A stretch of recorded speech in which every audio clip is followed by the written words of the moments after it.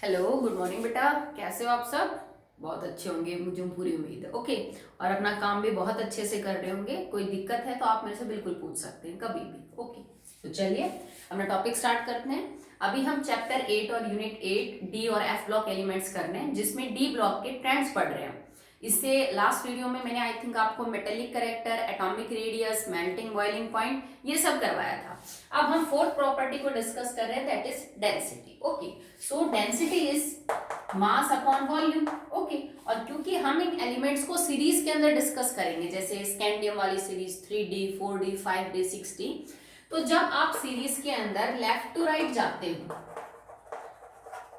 ठीक है, तो साइज जो है वो डिक्रीज करता है और मास जो है वो इंक्रीज करता है। भाई अगर एक दो एक्सेप्शन में छोड़ दूं, जैसे जिंक का एकदम से बढ़ जाता है, बाद में नॉर्मली एटॉमिक साइज जो है, या फिर आप एटॉमिक वॉल्यूम बोल लो, बिकॉज डेंसिटी में हम वॉल्यूम यूज कर रहे हैं ना, तो साइज या वॉल्यूम, क्योंकि एटम इज स्फेरिकल। ओके। तो अगर उनका साइज बढ़ेगा तो वॉल्यूम भी बढ़ेगी। तो आप ये कह सकते हो कि वॉल्यूम जो है वो डिक्रीज करती है going from left to right, क्योंकि साइज घट रहा है। और मास इंक्रीज करेगा। भाई एटॉमिक मास की अगर तुम बात करो तो स्कैंडियम से जिंक की तरफ तो मास बढ़ेगा ही। तो देखो, वॉल्यूम घट रही है going from left to right, इसका मतलब डेंसिटी बढ़ रही है। लेफ्ट टू राइट मास बढ़ रहा है, इसका मतलब भी डेंसिटी बढ़ रही है। तो ये दोनों ही फैक्टर इस बात को फेवर करते हैं कि left to right density will increase, density will increase. और ये हर सीरीज के अंदर देखने को मिलेगा आपको। ठीक है, पर माना कि साइज में जो डिफरेंस है वो बहुत ज्यादा नहीं होता, बट साइज बढ़ता तो है लेफ्ट टू राइट। ओके। मास भी बढ़ता है, तो दोनों ही केस ये कहते हैं कि डेंसिटी भी जो है वो इंक्रीज होनी चाहिए। मतलब जो सीरीज है 3D 4D 5D, इनके जो स्टार्टिंग एलिमेंट्स है इनका आपको डेंसिटी कम मिलेगी देखने को, और जैसे जैसे आप ऊपर की तरफ जाओगे, आगे की तरफ बढ़ोगे, आपको डेंसिटी ज्यादा मिलेगी। ओके। जैसे अगर मैं स्कैंडियम से जिंक की तरफ चलूं, तो स्कैंडियम एक्चुअली में वो एलिमेंट है डी ब्लॉक का जिसके अंदर जो डेंसिटी है वो सबसे कम देखने को मिलेगी आपको। तो इसके अंदर डी ब्लॉक एलिमेंट में स्कैंडियम है जिसकी डेंसिटी सबसे कम है। इट इज 3.43 ग्राम पर सेंटीमीटर क्यूब। और जैसे जैसे आप आगे की तरफ जाओगे डेंसिटी इंक्रीज होगी। टाइटेनियम की 4.1, क्रोमियम की फिर और ज्यादा 7 के आसपास मिलेगी। मतलब डेंसिटी स्टार्ट्स इंक्रीजेस। जिंक के केस में फिर घट जाती है। भाई कॉपर है, कॉपर की है 8.9, जिंक की 7.1 हो जाती है। उसका रीजन आपको पता है, ठीक है, क्योंकि जिंक के केस में जो साइज है वो एकदम से क्या कर जाता है बेटा, इंक्रीज कर जाता है। तो देखो, साइज इंक्रीज करेगा, वॉल्यूम इंक्रीज करेगी, वॉल्यूम करेगी तो डेंसिटी जो है वो क्या हो जाएगी, थोड़ी सी कम। तो जिंक का केस है वॉल्यूम का थोड़ा इंक्रीज कर जाना, साइज का इंक्रीज कर जाना। ग्राम पर सेंटीमीटर क्यूब मैंने यूनिट लिया, मतलब अगर मेरे पास स्कैंडियम का एक ऐसा टुकड़ा हो, एक क्यूब हो जिसकी हर साइड 1 सेंटीमीटर हो, तो उसमें 3.43 ग्राम क्या होगा बेटा, वजन होगा। ठीक है, तो ये रेगुलर ट्रेंड है। अगर मैं बात करूं सॉरी, लोवेस्ट डेंसिटी तो स्कैंडियम की है डी ब्लॉक एलिमेंट्स में, तो हाईएस्ट किसकी है? तो दो एलिमेंट है बेटा, लगभग इन दोनों की बराबरी होती है, ओस्मियम एंड इरिडियम। तो ओस्मियम और इरिडियम डी ब्लॉक एलिमेंट्स के वो दो एलिमेंट है जिनकी डेंसिटी बहुत हाई है। इरिडियम की 22.61 ग्राम पर सेंटीमीटर क्यूब है, जबकि ऑस्मियम की 22.59 ग्राम पर सेंटीमीटर क्यूब है। तो देखो 0.59 और 0.61 में थोड़ा सा डिफरेंस है। तो ये दो एलिमेंट है that have highest density. Okay, तो चलिए डेंसिटी में इतना ही। अगला जो मेन टॉपिक है जिसमें मेन प्रॉपर्टी आपकी रहेगी, that will B ionisation enthalpy.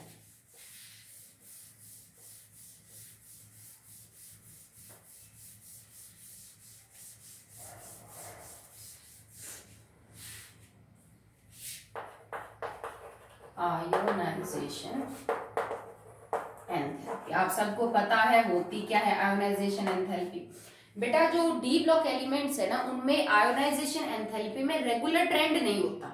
ना लेफ्ट टू राइट कोई रेगुलर ट्रेंड होता है और ना top to bottom regular trend होता है। जबकि कहते हम ये है जनरल ट्रेंड तो यही है कि भाई अगर आप लेफ्ट टू राइट जाओगे तो आयोनाइजेशन एंथैल्पी इंक्रीज करेगी, अगर आप टॉप टू बॉटम आओगे तो आयोनाइजेशन एंथैल्पी डिक्रीज करेगी। मेन कारण साइज होता है, बाकी भी फैक्टर है कि लेफ्ट टू राइट जाने पे साइज बढ़ता है तो घटता है तो आयोनाइजेशन एंथैल्पी बढ़ेगी, top to bottom size increase करता है तो डिक्रीज होनी चाहिए, ठीक है। पर सबसे मेन प्रॉब्लम ही डी ब्लॉक एलिमेंट में साइज की है, साइज में कोई रेगुलरिटी नहीं है जिसके ऊपर आयोनाइजेशन एंथैल्पी डिपेंड करती है। तो आयोनाइजेशन एंथैल्पी का जो ट्रेंड है वो इररेगुलर होता है, किसके अंदर बेटा, डी ब्लॉक एलिमेंट्स के अंदर। पीरियड की बात कर लो या फिर आप ग्रुप की बात कर लो, इररेगुलरिटीज देखने को मिलेंगी आपको आयोनाइजेशन एंथैल्पी में। एक और भारी प्रॉब्लम है डी ब्लॉक एलिमेंट में, वो ये है, जैसे अगर मैं पहली सीरीज का एग्जांपल लेके समझाऊं, इलेक्ट्रॉन 4s और 3d के अंदर एंटर होते हैं ना, ठीक है। जब मैं इलेक्ट्रॉन भरती हूं तो मैं 4s के अंदर से भरती हूं, इलेक्ट्रॉन जो भरे जाएंगे first filled in 4s because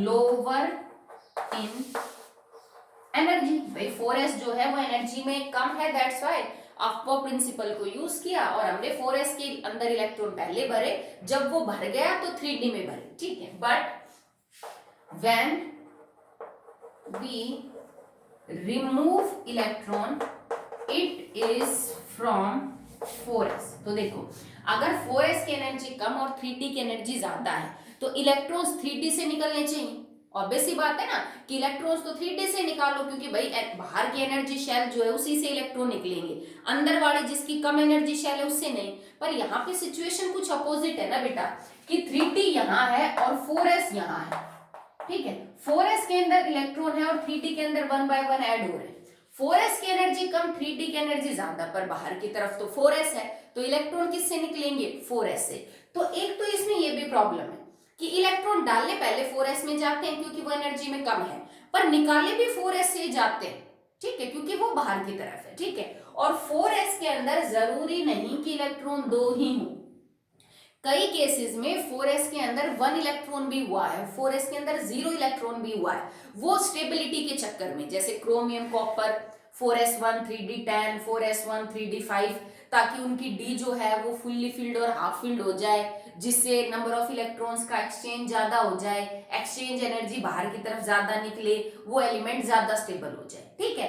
तो ये सारी चीजें आयोनाइजेशन एनर्जी पे भी फर्क डालती हैं। क्यों डालती हैं, क्योंकि मैंने बोला बेटा डी ब्लॉक के अंदर कॉन्फ़िगरेशंस इररेगुलर है, पी और एस में आपने कोई कॉन्फ़िगरेशन इररेगुलर नहीं देखी, तो वहां पे आयोनाइजेशन एंथैल्पी का ट्रेंड लगभग रेगुलर है। डी ब्लॉक के अंदर ना तो साइज रेगुलर है, दूसरा ना इलेक्ट्रॉनिक कॉन्फ़िगरेशन रेगुलर है। आयोनाइजेशन एंथैल्पी पे 5 चीजें असर डालती हैं, size, nuclear charge, shielding effect, penetration effect और इलेक्ट्रॉनिक कॉन्फ़िगरेशन। और इनमें से जो 2 पॉइंट है, इलेक्ट्रॉनिक कॉन्फ़िगरेशन और साइज, वो दोनों ही रेगुलर नहीं है डी ब्लॉक के अंदर, तो जाहिर सी बात है इनके अंदर कोई रेगुलरिटी नहीं मिलेगी आयोनाइजेशन एंथैल्पी में। एलिमेंट्स अपने इलेक्ट्रॉन्स को रीअरेंज करते हैं, रीऑर्गेनाइज करते हैं, उस टाइम पे जो एनर्जी इन्वॉल्व है दैट इज रीऑर्गेनाइजेशन एनर्जी। ये रीऑर्गेनाइज करना ही तो है कि कॉपर जो है वो ये था 4s2 3d9, इसने खुद को रीऑर्गेनाइज किया into 4s1 and 3d10। Chromium था 4s2 3d4, इसने खुद को रीअरेंज किया इनटू 4s1 एंड 3d5, ताकि नंबर ऑफ एक्सचेंज बढ़ जाए, एक्सचेंज एनर्जी ज्यादा निकल जाए, ये ज्यादा स्टेबल हो जाए। तो हम कॉन्फ़िगरेशन पता करते इनके हिसाब से, बट एक्चुअली में अब तो इन कॉन्फ़िगरेशंस के हिसाब से आयोनाइजेशन एनर्जी होगी, ठीक है। क्रोमियम की जो पहली आयोनाइजेशन एनर्जी है वो आपको कम मिलेगी, क्यों कम मिलेगी, क्योंकि वो चाहता है कि ये इसका एक इलेक्ट्रॉन बाहर चला जाए ताकि एग्जैक्टली हाफ फील्ड बच जाए, क्या 3d5। तो अगर ये होता तो ये नहीं होती, सीधी सी बात है। अगर ये कॉन्फ़िगरेशन है तो क्रोमियम की पहली लो है, तो ये सारे फैक्टर मिला के इररेगुलरिटीज क्रिएट कर देते हैं किसमें, डी ब्लॉक एलिमेंट्स की आयोनाइजेशन एंथैल्पी। तो आपको ध्यान क्या रखना है, क्वेश्चन कभी भी ये नहीं पूछा जाएगा डी ब्लॉक में कि बेटा ट्रेंड बताओ top to bottom left to right, क्योंकि इन्हें भी पता है ट्रेंड तो कोई रेगुलर है ही नहीं। ये आपको हमेशा पेयर में कंपैरिजन करवाएंगे या किसी एलिमेंट खास को पूछेंगे कि बेटा इसकी पहली आयोनाइजेशन एंथैल्पी कम है बताओ क्यों, इसकी दूसरी ज्यादा है बताओ क्यों, इन दोनों एलिमेंट्स में से पहली आयोनाइजेशन एंथैल्पी इसकी ज्यादा है बताओ क्यों। इसकी सेकेंड आयोनाइजेशन एंथैल्पी ज्यादा है, बताओ क्यों? तो मतलब वो हमेशा आपको पेयर में कोई एलिमेंट देंगे जिनमें पता करवाएंगे, या वो बता देंगे कि इस एलिमेंट की पहली दूसरी तीसरी कम या ज्यादा है, आप कारण बताओ। तुमसे रीजन पूछेगा, वो ट्रेंड नहीं पूछेगा, क्योंकि ट्रेंड में कुछ रेगुलरिटी है ही नहीं। ओके, तो हम भी अब ऐसे ही डिस्कस करेंगे कि आउट ऑफ दीज इसमें से किसकी कम किसकी ज्यादा और उसका कारण क्या। ठीक है, चलिए, इंपॉर्टेंट टॉपिक है बेटा, बड़े क्वेश्चन पूछे जाते हैं इसके ऊपर। और इतना है, देखो आप इसको +1 से कंटिन्यू कर रहे हो ना, जब हमने थर्ड चैप्टर पढ़ा था classification of elements, periodicity, properties, तब हमने आयोनाइजेशन एंथैल्पी का टॉपिक कंप्लीट किया था, वहीं से है। और इस पे बहुत सारे जो क्वेश्चन है वो आपके बन के आते हैं। तो अगर मैं बेसिकली बात करूं तो आयोनाइजेशन एंथैल्पी इन बिटवीन है एस एंड पी ब्लॉक। ठीक है भाई, एस ब्लॉक एलिमेंट से तो इनकी ज्यादा है, पर पी ब्लॉक एलिमेंट से आयोनाइजेशन एंथैल्पी इनकी क्या हो जाएगी बेटा, कम हो जाएगी। कारण तुम्हें पता है, द साइज फैक्टर जो है वो डोमिनेट करेगा। ठीक है, यहाँ पे n-1 के अंदर जो इलेक्ट्रॉन है d के अंदर, और ns के अंदर जो इलेक्ट्रॉन है, उनको देख के भी आयोनाइजेशन एनर्जी प्रिडिक्ट की जाती है कि जो इलेक्ट्रॉन तुम निकाल रहे हो ना, पहला दूसरा या तीसरा, वो एक्चुअली में n-1d से निकाल रहे हो कि ns से निकाल रहे हो, ये भी चीज जो है वो बहुत मैटर करेगी। ठीक है, अब देखो जिंक, कैडमियम और मरकरी, इन तीनों की जो आयोनाइजेशन एंथैल्पी है दैट इज क्वाइट हाई, इनकी बहुत हाई मिलेगी आपको। Ionisation enthalpy is very high. कोई इनका कारण पूछे तो भाई रीजन बड़ा सिंपल है, इनकी स्टेबल कॉन्फ़िगरेशन है, they all have ns2 and n-1d10, और ये एग्जैक्टली फुल्ली फिल्ड कॉन्फ़िगरेशन है जिसमें से इलेक्ट्रॉन निकालना बड़ा मुश्किल है। तो इन तीनों एलिमेंट्स के आपको बड़ी हाई देखने को मिलेगी। जबकि अगर तुम देखो तो जिंक, कैडमियम, इनका साइज तो बढ़ रहा है, सीरीज में पीछे की तरफ थोड़ा बढ़ जाता है, पर क्योंकि इनकी जो कॉन्फ़िगरेशन है वो क्या है बेटा, स्टेबल है, दैट्स व्हाई आपको इनकी जो आयोनाइजेशन एंथैल्पी है वो ज्यादा देखने को मिलेगी। ठीक है, इसके अलावा तुमसे ये भी पता करवा सकते हैं कि किसी एलिमेंट की फर्स्ट आयोनाइजेशन एंथैल्पी या जो सेकंड है वो ज्यादा स्टेबल है कि नहीं है। ठीक है, तो वो आप कॉन्फ़िगरेशन से पता कर सकते हो। जैसे मैं तुमसे ये कह दूं IE2 का मतलब है द सेकंड आयोनाइजेशन एंथैल्पी, और मैं आपको ऑप्शन दे दूं वेनेडियम और क्रोमियम, बताओ सेकंड आयोनाइजेशन एंथैल्पी वेनेडियम और क्रोमियम में से किसकी ज्यादा है? तो आप कॉन्फ़िगरेशन लिखो। देखो वेनेडियम के आउटर इलेक्ट्रॉनिक कॉन्फ़िगरेशन क्या है, it is 4s2 3d3, chromium की हो जाएगी 4s1 एंड 3d5। अब इन दोनों में देखो it is 3d3 and it is 3d5, 23 और 24 एटॉमिक नंबर है। इलेक्ट्रॉन गेन एंथैल्पी सेकंड का मतलब दूसरा इलेक्ट्रॉन निकालने में, तो देखो इसका पहला कहां से निकलेगा, 4s1 से, इसका पहला कहां निकलेगा, 4s2 से, तो एक इलेक्ट्रॉन निकालने के बाद ये तो हो गया 4s1, वो रह गया 3d5। अब दूसरा इलेक्ट्रॉन यहां तो तुम 4s से ही निकालोगे, पर यहां निकलेगा exactly half field configuration that is 3d5 से, तो क्रोमियम नहीं चाहेगा अपना ये इलेक्ट्रॉन देना, तो सेकंड आयोनाइजेशन एंथैल्पी क्रोमियम की ज्यादा होगी as compare to the vanadium. ठीक है, क्यों? क्योंकि यहाँ एग्जैक्टली हाफ फील्ड से निकल रहा है, जबकि यहाँ एग्जैक्टली हाफ फील्ड का कोई इश्यू नहीं है। ठीक है, इसी तरह अगर मैं क्रोमियम और मैग्नीज में कंपैरिजन करूं वही सेकेंड आयोनाइजेशन एंथैल्पी, तो देखो वही सेम कॉन्फ़िगरेशन 4s1 3d5 और ये है 4s2 3d5। अब देखो पहला इलेक्ट्रॉन निकाला, ये बच गया 3d5 और ये रह गया 4s1 3d5। ठीक है, अब दूसरा इलेक्ट्रॉन क्रोमियम की एग्जैक्टली हाफ फील्ड से निकलेगा, जबकि दूसरा इलेक्ट्रॉन निकालने के बाद मैग्नीज एक्चुअली में एग्जैक्टली हाफ फील्ड होगा, तो मैग्नीज चाहेगा ना कि ये 4s1 का इलेक्ट्रॉन जल्दी से निकल जाए ताकि मैं एग्जैक्टली हाफ फील्ड हो जाऊं। कॉपर क्रोमियम नहीं चाहेगा, क्योंकि क्रोमियम अपनी हाफ फील्ड में से इलेक्ट्रॉन नहीं देगा, तो क्रोमियम और मैग्नीज में से भी किसकी ज्यादा है, क्रोमियम की। मतलब ये एलिमेंट्स यूं है, मैग्नीज क्रोमियम से भी मैग्नीज की, सॉरी वेनेडियम से भी क्रोमियम की ज्यादा है, और मैग्नीज से भी क्रोमियम की सेकेंड आयोनाइजेशन एंथैल्पी ज्यादा है। और कारण बड़ा सिंपल है कि इनकी कॉन्फ़िगरेशन कुछ ऐसी है, exactly fully field half field होने की वजह से ये चीज ऐसे नहीं हो रही। ओके, चलिए एक दो एग्जांपल और कर लेते हैं इस कैटेगरी के।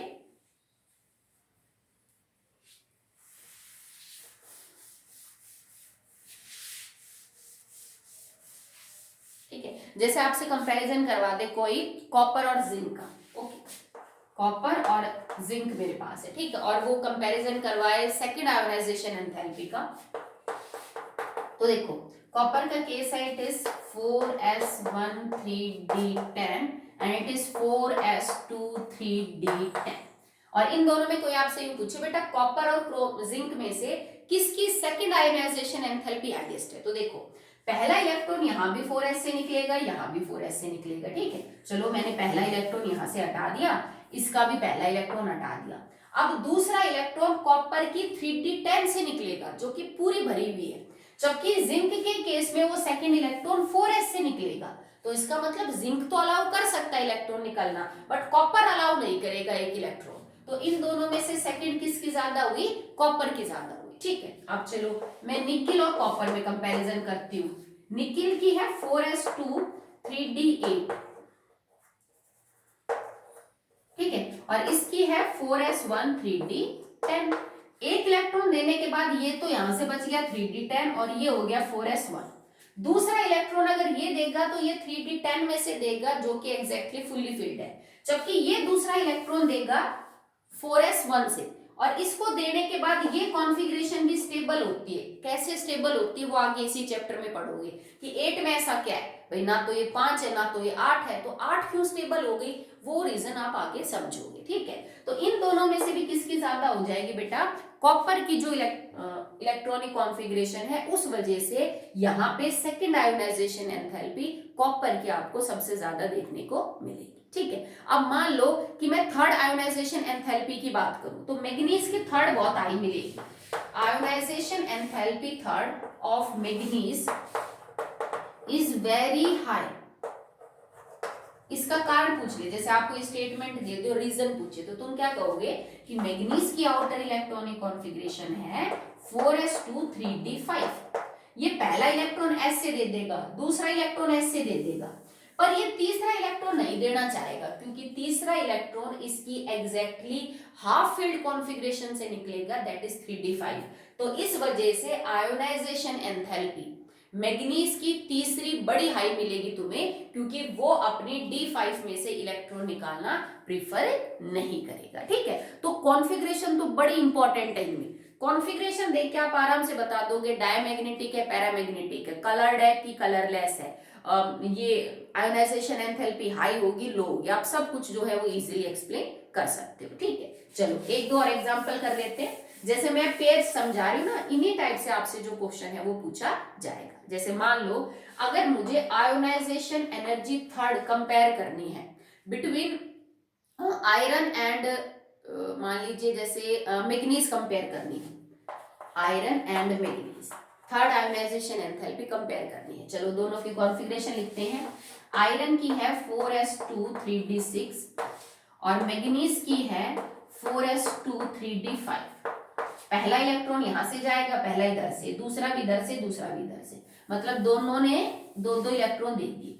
तीसरा इलेक्ट्रॉन मैग्नीज का जाएगा 3d5 से जो कि एग्जैक्टली हाफ फील्ड है, जबकि तीसरा इलेक्ट्रॉन अगर मैं आयरन का निकाल दूं तो ये एग्जैक्टली हाफ फील्ड हो जाएगा। तो भाई आयरन तो चाहेगा ना कि उसमें से इलेक्ट्रॉन निकल जाए तीसरा भी, ताकि वो हाफ फील्ड हो जाए, ठीक है, जबकि मैग्नीज नहीं चाहेगा, ठीक है। तो मैग्नीज की हाई मिलेगी आयोनाइजेशन एंथैल्पी आयरन के मुकाबले, तो मैग्नीज की ज्यादा मिलेगी थर्ड, ठीक है, आयरन के मुकाबले। क्यों मिलेगी बेटा, क्योंकि ऑब्वियस सी बात है मैग्नीज अपनी एग्जैक्ट हाफ फील्ड कॉन्फ़िगरेशन को लूज नहीं करेगा, वो आयरन ऐसा कर सकता है, ठीक है। कई बार ऑक्सीडेशन स्टेट की स्टेबिलिटी भी पूछ लेते हैं, वो भी कॉन्फ़िगरेशन ही बताएगी। जैसे तुमसे कोई ये कह दे बेटा Fe2 पॉजिटिव और Fe3 पॉजिटिव में कौन ज्यादा स्टेबल है, तो तुम कहोगे मैडम 3 इलेक्ट्रॉन निकालने के बाद तो ये 3d5 हो जाएगा, जबकि 2 के बाद ये 3d6 है, तो 3d5 कॉन्फ़िगरेशन ज्यादा स्टेबल है ना, तो 3 positive will be more stable as compare to the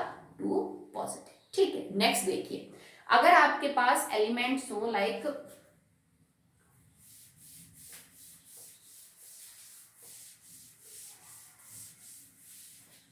ठीक है, जैसे तुम्हारे पास एलिमेंट हो निकेल या फिर जिंक, ठीक है, निकेल और जिंक के लिए जो थर्ड आयोनाइजेशन एंथैल्पी है वो आपको बहुत ही ज्यादा क्या मिलेगी बेटा, हाई मिलेगी, ठीक है।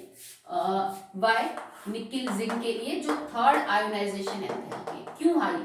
क्योंकि जिंक की कॉन्फ़िगरेशन है 4s2 3d10, निकेल की कॉन्फ़िगरेशन है 4s2 3d8।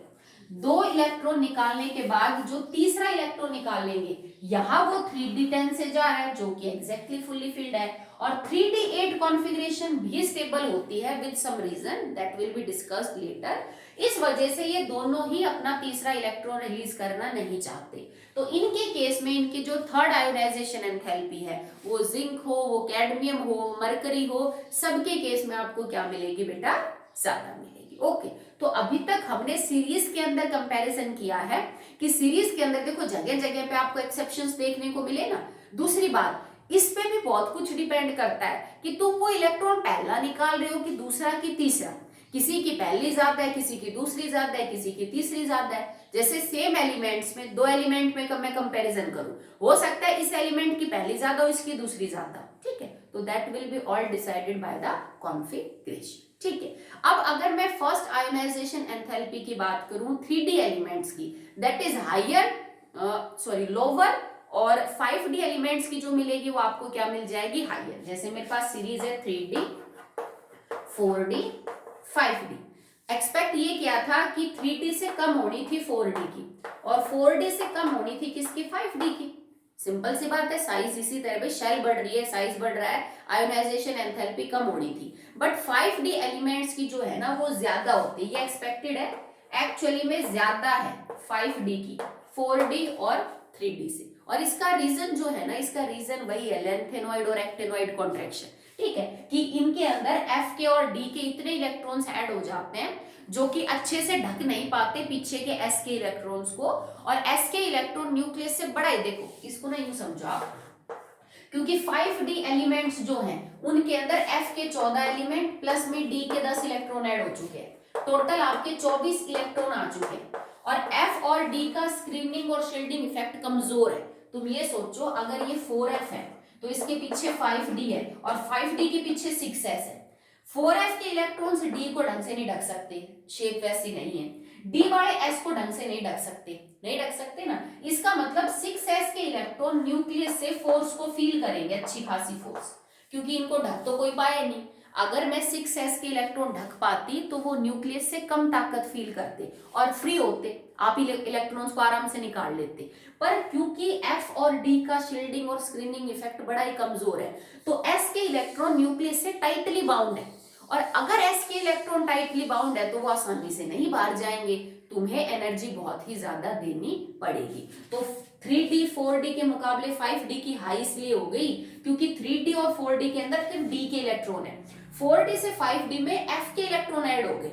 F का शील्डिंग और स्क्रीनिंग सबसे कमजोर होता है, वो सबसे पुअर शील्ड करेगा। तो यहाँ पे ये जो शील्डिंग इफेक्ट है ये बहुत ज्यादा डोमिनेट कर रहा है, जिस वजह से बाहर वाले जो वैलेंस इलेक्ट्रॉन है S के, क्योंकि निकालोगे तो तुम S के इलेक्ट्रॉन ही, जब आयोनाइजेशन एंथैल्पी की बात आए, वो न्यूक्लियस से बहुत ही टाइटली जो है वो क्या कर रहे हैं बेटा, फोर्स टाइटली बाउंड है, जिस वजह से निकालने में एनर्जी आपको ज्यादा लगानी पड़ेगी। दैट्स व्हाई 5D की आयोनाइजेशन एंथैल्पी ज्यादा और 3D और 4D की क्या है, कम। मतलब बेसिकली और आर एक्चुअली इरेगुलर, ठीक है। 3D में इरेगुलरिटीज है, 4D में इरेगुलरिटीज है, ठीक है, क्योंकि मेन फैक्टर है इनकी कॉन्फ़िगरेशन और साइज। जब इनके साइज में कोई एक लाइन नहीं बढ़ रही ढंग से, कभी बढ़ता है कभी घटता है फिर बढ़ जाता है, इनके जो कॉन्फ़िगरेशन है वो एक्सेप्शनल है, कभी S में इलेक्ट्रॉन जा ही नहीं रहा, कभी S में 1 हो जा रहा है, कभी कुछ हो रहा है, तो उस वजह से इनका सारा आयोनाइजेशन एंथैल्पी का जो ट्रेंड है